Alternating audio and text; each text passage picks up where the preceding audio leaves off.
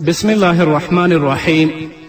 الحمد لله رب العالمين حمد الشاكرين، الصلاة والسلام على سيد الأنبياء والمرسلين سيدنا ونبينا وشفيعنا ومولانا محمد وعلى آله وأصحابه الطيبين الطاهرين. قدرمن اوریدونکو د ژوند د لارې د خپرونې مینوالو، السلام علیکم ورحمة الله وبرکاته. ستاسو روغتیا او خوشحالي د پاک رب نه غواړم، په دې هیله چې د صحت او عافیت جامې په تن ولرئ او خوشحالي مو په برخه وي. دا دی زه محمد یاسین فهیم د ژوند د لارې د خپرونې په وړاندې کولو کې ستاسو په خدمت کې یم. زموږ د نن ورځې د خپرونې موضوع بیا هم د خوش پیغمبر خواږه قمندانان. د رسول اکرم صلی الله علیه وسلم د جلیل القدر صحابو څخه یو مشهور صحابي او یو لوی سپهسالار حضرت عبدالله بن رواحه انصاری رضی الله تعالی عنه. حضرت عبدالله بن رواحه رضی الله تعالی عنه له اسلام قبلولو وروسته د رسول الله صلی الله علیه وسلم د نبوي شمع ریښتینی پتنګ جوړ شه. د بدر له غذا څخه وړاندې یو ځل د خزرج د قبیلې مشر سعد بن عباده رضی الله عنه ناروغ شه. کله چې رسول اکرم صلی الله علیه وسلم خبر شه نو د هغه پوښتنې ته یې په سورلي باندې تشریف یووړ. په لاره کې د څو مسلمانانو او منافقانو سره چې په لاره کې ناست و رسول الله مخ شه. په دې ډله کې عبدالله بن رواحه او د منافقینو مشر عبدالله بن ابی هم ناست و. د اوس او خزرج د قبیلې خلکو د رسول الله صلی الله علیه وسلم له هجرت څخه وړاندې عبدالله بن ابی په مشري سره منلو او د ده لپاره تاج هم جوړ کړی و. خو کله چې رسول الله صلی الله علیه وسلم مدینې منورې ته تشریف راوړه دا ټول پلانونه او دسیسې ختمې شوې او ټولو انصارو رسول الله ته د ورورولي او عقیدت لاسونه ورکړل. دا کار عبدالله بن ابی ته ډیر سخت مرګونی تمام شو او له همدې وروسته له رسول الله صلی الله علیه وسلم سره عناد او کینه پیل کړه. رسول الله چې په سپرلي سپور و او د سعد بن عباده پوښتنې ته ور روان و نو رسول الله د اس پښو ګرد وکړ. نو عبدالله بن ابی په تریو تندي رسول الله ته وویل چې ګرد مه کوه. د ده په جواب کې رسول الله صلی الله علیه وسلم ټولو ناستو کسانو ته سلام واچوه او بیا له خپل اس څخه راښکته شو او د الله رب العزت د وحدانیت په اړه یوه کوچنۍ خطبه ورکړه. عبدالله بن ابی بیا په تریو تندي وویل ای محمده که ستا خبرې رښتیا وي نو دې خلکو ته یې وښایه چې په خپله ستا سره لاړ شي، خو دې ځای ته مه راځه او موږ مه تنګوه. عبدالله بن رواحه رضی الله تعالی عنه چې د ابی منافق دا ګستاخي خبرې واورېدې نو له غصې څخه پرې راټوپ کړل او په ډیر جوش سره یې ویلې ای رسول الله هرومرو راځه موږ ستا په لارښوونو په سرو سترګو عمل کوو او د زړه له تله یې منو. پر همدې موقع دا خبره دومره لویه شوه چې د مسلمانانو او منافقینو ترمنځ خبره تورو ته ووتله. خو رسول اکرم صلی الله علیه وسلم دا شخړه په داسې ښکلې طریقې سره حل کړه چې د دواړو خواوې غصې سړې شوې. له دې وروسته رسول الله صلی الله علیه وسلم د سعد بن عباده کور ته د پوښتنې لپاره تشریف یووړ. د عبدالله بن رواحه رضی الله تعالی عنه همدا جوش او ولوله د رسول الله صلی الله علیه وسلم د مینې او محبت څرګنده ثبوت و چې د دې په ذریعه یې په نبوي دربار کې درجه لوړه شوه. عبدالله بن رواحه د اسلام له راوړلو وروسته په خپلو اشعارو کې کفارو ته د ګمراهي داسې پیغورونه ورکړل چې له شرمه به یې ښکته سرونه نیول. د ده په زړه کې هر وخت دا هیله وه چې خپل سر د اسلام په لاره کې قرباني کړي. له همدې امله به عبدالله بن رواحه په هره غذا کې تر ټولو په لومړي صف کې جنګېده او تر ټولو وروسته به د جنګ له ډګره راستنېده. د عبدالله بن رواحه رضی الله تعالی عنه تړاو د خزرج له قبیلې سره و. د پلار نوم رواحه او د مور نوم کبسه بنت واقد او مشهور کنیت ابو محمد عبدالله بن رواحه و. عبدالله بن رواحه رضی الله تعالی عنه د خپلې قبیلې له مشهورو خلکو څخه و. هغه نه یوازې په لیک لوست پوهېده بلکې یو خوږژبی شاعر هم و. له دنیوي عزت او مرتبې سره سره الله رب العزت هغه ته سلیم عقل او فطرت هم وربخلی و. دا قبیله لومړي بیعت څخه وروسته چې د مدینې په ګوټ ګوټ کې د اسلام نغاره وډنګېده نو عبدالله بن رواحه رضی الله تعالی عنه پرته له کوم ځنډ څخه اسلام قبول که. کله چې له هجرت څخه وروسته رسول الله صلی الله علیه وسلم مدینې منوره په خپلو مبارکو قدمونو مشرفه کړه، نو عبدالله بن رواحه هم د مدینې منورې له هغو مشرانو ځینې و چې هغه په ورین تندي د رسول اکرم صلی الله علیه وسلم راتګ ته هرکلی ووایه او له رسول الله صلی الله علیه وسلم څخه یې غوښتنه وکړه چې زما په کور کې ماته د میلمستیا ویاړ راکړي او دا ویاړ الله رب العزت ابو ایوب انصاري ته ور په برخه کړ. څو میاشتې وروسته رسول اکرم صلی الله علیه وسلم د مهاجرینو او انصارو ترمنځ د ورورولي فضا رامنځته کړه. نو عبدالله بن رواحه رضی الله تعالی عنه د جلیل القدر مهاجر صحابي مقداد بن عمرو الاسود کندي رضی الله تعالی عنه دینی ورور جوړ شه. په صحیح بخاري کې راځي چې د مدینې منورې د نبوي جومات بنیاد کیښودل شو، نو رسول الله صلی الله علیه وسلم به هم له صحابه کرامو سره یو ځای په خپله مبارکه اوږه کاڼي راچلول. په دې وخت کې د رسول اکرم صلی الله علیه وسلم په ژبه مبارکه د عبدالله بن رواحه دا شعر ویل کېده چې یا الله اجر خو د آخرت اجر دی، نو په انصارو او مهاجرینو رحم وکړه. له هجرت څخه څو کاله وروسته یو ورځ یو انصاري چې د هغه مخ د ایمان له نور څخه ځلیده د رسول اکرم صلی الله علیه وسلم په نبوي دربار کې حاضر شو. په دې وخت کې رسول الله صلی الله علیه وسلم په جومات کې خطبه ویله. هغه لا تر اوسه له جومات څخه بیرون نه و چې رسول الله صلی الله علیه وسلم د خطبې په منځ کې ودرېد او څو خلکو ته یې مخ که او ویې فرمایل ای خلکو کینئ. عبدالله بن رواحه رضی الله تعالی عنه چې د رسول الله دا خبره واورېده نو د هغه قدمونه په ځمکه ورننوتل او ځای پر ځای کیناست.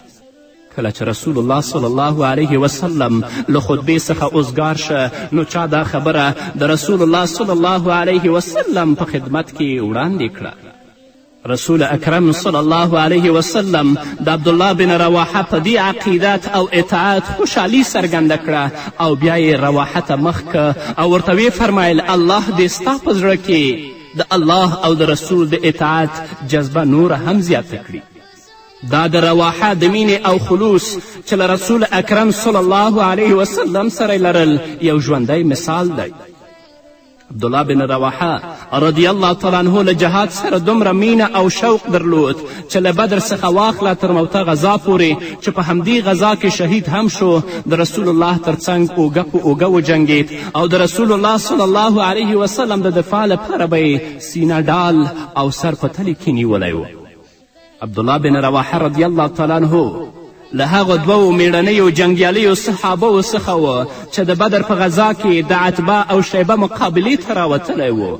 دا بیله خبره ده چې قریشو جګړه کوونکو له دوی سره مقابله خوښه ونه ګڼله او د دوی پر ځای د حمزه، علي او عبیده بن حارث رضی الله عنهم سره مقابله وکړه او هغوی ټول مردار شول.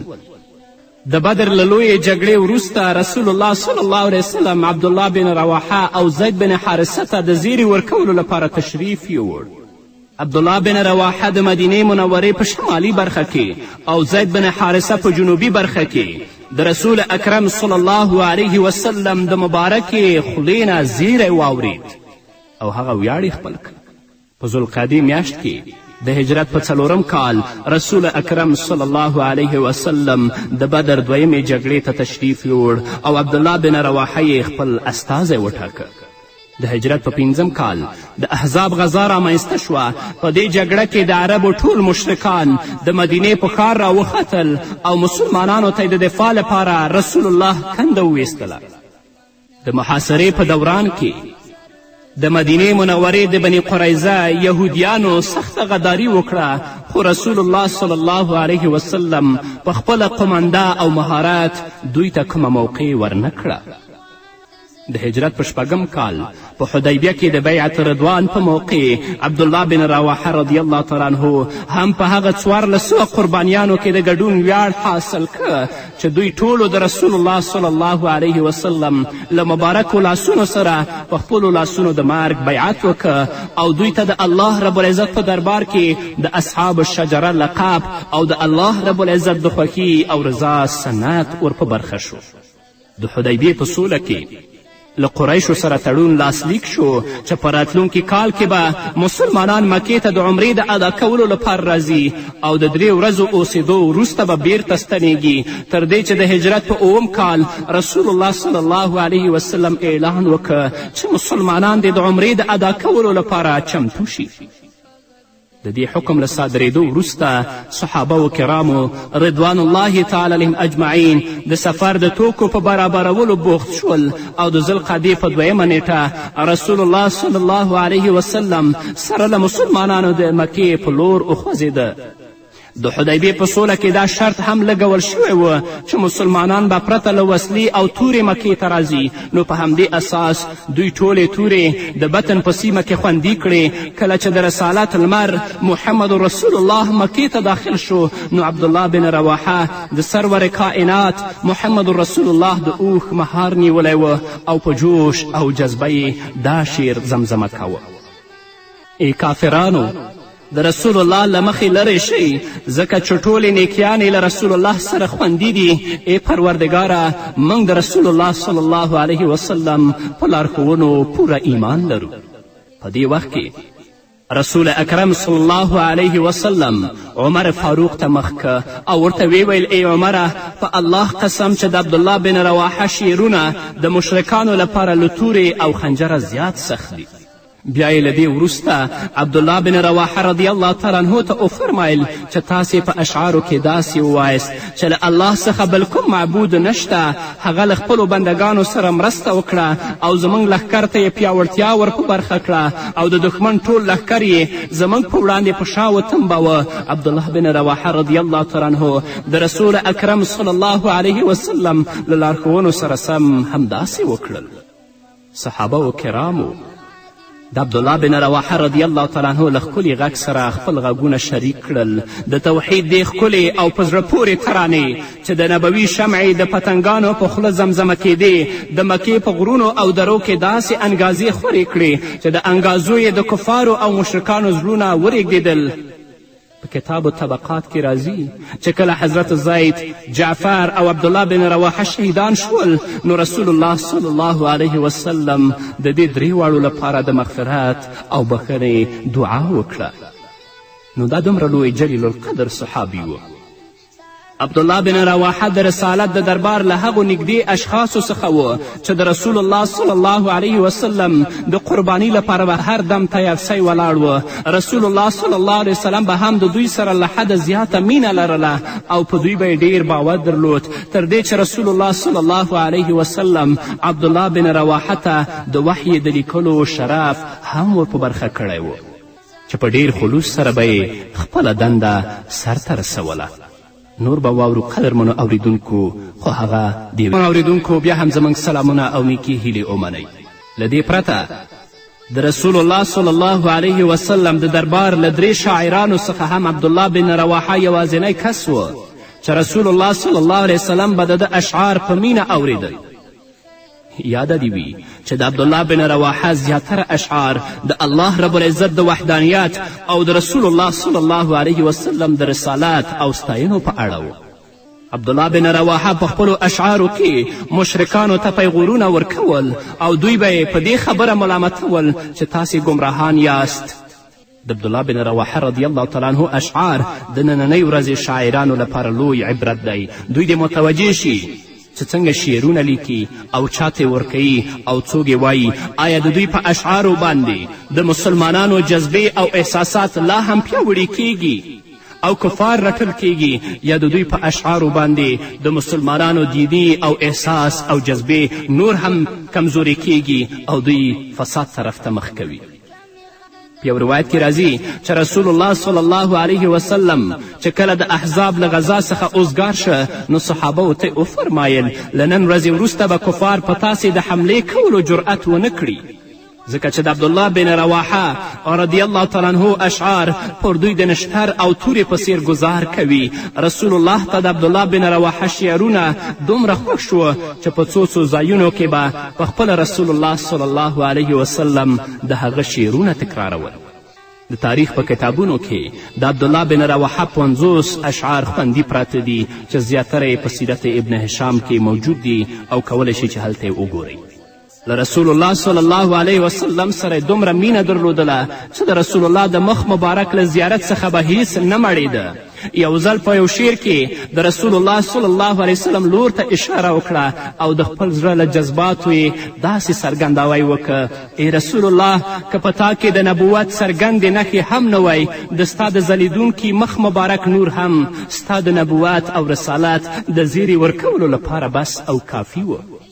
د ده د قربانی او اطاعت دا یوه بیلګه ده چې د رسول الله صلی الله علیه وسلم له خولې مبارکې به یې کومه خبره واورېده هغه به یې په سر سترګو منله او له کوم شي به چې رسول الله منع فرمایله له هغې به یې قطعا پرهیز کاوه. یو ځل په خپله رسول اکرم صلی الله علیه وسلم د ده د جذباتو او اطاعت په اړه آفرین ووایه او د رواحه دې اطاعت ته یې دعا وکړه. عبدالله بن رواحه رضی الله تعالی عنه دومره پرهیزګار و چې له 5 لمنځونو پرته به یې نفلي لمنځونه هم ډیر په کثرت سره کول. د ده دا ورځنۍ دنده وه چې له کور څخه په وتلو او راوتلو به یې 2 رکعته لمونځ کاوه او په سخته ګرمي کې به هم نفلي روژې نیولې. یو ځل په یو سفر کې عبدالله بن رواحه رضی الله تعالی عنه له رسول اکرم صلی الله علیه وسلم سره ملګری و. په سفر کې د روژې د ماتولو اجازه شته. په دې سفر کې دومره ګرمي سخته وه چې د روژې نیول ډیر سخت و، خو رسول الله او عبدالله بن رواحه دواړو روژې نیولې وې. عبدالله بن رواحه رضی الله تعالی عنه د الله رب العزت له ذکر سره ډیره مینه درلوده. په مجلس او په ناسته کې به هر وخت د ده ژبه د الله رب العزت په ذکر لمده وه. له حضرت انس بن مالک رضی الله تعالی عنه څخه روایت دی چې عبدالله بن رواحه به چې د رسول اکرم صلی الله علیه وسلم له کوم صحابي سره مخ شه نو دوی ته به یې ویل: راځئ چې لږ ساعت خپل ایمانونه تازه کړو. یو ځل عبدالله بن رواحه یو بل صحابي ته وویل: راځئ چې د لږ وخت لپاره ایمان راوړو. هغوی ورته ځواب ورکه: آیا موږ مؤمنان نه یو؟ عبدالله بن رواحه رضی الله تعالی عنه ورته وفرمیل: بې له شکه موږ مؤمنان یو، خو موږ باید د الله رب العزت ذکر وکړو چې ایمانونه مو نور هم زیات او تازه شي. شریح بن عبید رضی الله تعالی عنه فرمایی چې په عبدالله بن رواحه رضی الله تعالی عنه به هر وخت د الله رب العزت ویره غالبه وه او د آخرت له ویرې څخه به هر وخت په لرزه کې و. یو ځل عبدالله بن رواحه رضی الله تعالی عنه ناروغ و او د خپلې میرمنې په غیږ کې سر ایښی و چې سمدلاسه په ژړا شو. میرمن ته هم ژړا ورغله. عبدالله بن رواحه له خپلې میرمنې وپوښتل: ته ولې ژاړې؟ میرمنې ځواب ورکه: تاسې مې په ژړا ولیدلی نو ما ته هم ژړا راغله. عبدالله بن رواحه رضی الله تعالی عنه ورته وفرمیل: ما ته د الله رب العزت دا آیت را په زړه شو چې د هغه ژباړه دا ده: له تاسې څخه به هیڅوک ونه ژغورل شي، په دوزخ به هرومرو د هغه راتګ وي. دا خبره ستاسې د رب په وړاندې حتمي او ضروري ده. وان منکم الا واردوها. اوس زه نه پوهیږم چې آیا زه به له دوزخ څخه وژغورل شم او که نه، نو ځکه ژاړم. مشهور صحابي زید بن ارقم رضی الله تعالی عنه چې د عبدالله بن رواحه لرې ترکې ده، هغه په ماشومتوب کې یتیم شوی و او عبدالله بن رواحه پاللی او روزلی و. د موته په غذا کې زید بن ارقم رضی الله تعالی عنه له عبدالله بن رواحه سره ملګری و. له ده څخه روایت دی، فرمایي چې عبدالله بن رواحه چې کله د موتې غذا لپاره روان شو نو زه یې هم له ځان سره شاته په کجاوه کې کینولم. موږ ټوله شپه سفر وکه. ما اوریدل چې هغه به په جذبه او په سوځونکي آواز دا شعرونه زمزمه کول: ای زما اوښې، کله چې تا موږ له میداني سیمې څخه د 4 ورځو تر واټنه ورسولو نو خپل فرض او دنده دې په ځای راوړه. ای الله، ته د لوی شان او د دبدبې څښتن یې او ته له هر عیب څخه پاک یې. ما خپل کور ته بیرته مستنوه، ما ته شهادت په برخه که. زید بن ارقم وایي ما چې کله د ده له خولې دا شعرونه واورېدل نو سخت ژړا ونیولم. نو عبدالله بن رواحه راته مخ که او وی فرمایل: ای ناپوهه، تا ته به څه زیان وي چې الله رب العزت ما ته شهادت را په برخه کړي او ته زما کورنۍ ته زما کجاوه ویسي. او همداسې شه چې په دې غزوه کې الله رب العزت هغه بیرته خپل کور ته راستون نه که، همالته شهید شه. سرور کائنات محمد رسول الله هم له عبدالله بن رواحت سره ډیره مینه درلودله او هر وخت به یې پرې د رحمت او شفقت سوری کاوه. یو ځل سخت ناروغ شه، تر دې چې بېهوشه شه، نو رسول الله صلی الله علیه وسلم یې پوښتنې ته تشریف یوړ او د ده تر څنګ کښېناسته او دا دعا یې ورته وکړه: ای الله، که رواحه مرګ ته نږدې وي نو آسانه مرګ ورکړه، او که مرګ ته نږدې نه وي نو یا الله شفا ور په برخه کړه. د عبدالله بن رواحه رضی الله تعالی عنه د اهل او عیال شجره نه ده ذکر شوې، البته ابن اسیر لیکلی دي چې د شهادت پر وخت د ده میرمن او اولادونه موجود وه، خو له دې وروسته یې نسل نه دی زیات شوی. له عبدالله بن رواحه رضی الله تعالی عنه څخه څو حدیثونه هم ابو هریره، انس بن مالک، اسامه بن زید، عبدالله بن عباس او نعمان بن مشیر روایت کړي دي رضی الله عنه ورضو عنه. قدرمنو اوریدونکو، نو دا وه زموږ د نن ورځې خپرونه چې ستاسو درانه حضور ته وړاندې شوه. تر بلې خپرونې پورې چې زه بیا هم ستاسو درانه حضور ته راځم، تاسو ټول په پاک رب سپارم. پاتې ژوندم نیکمرغه، ښاد، بریالي او کامیابه اوسئ.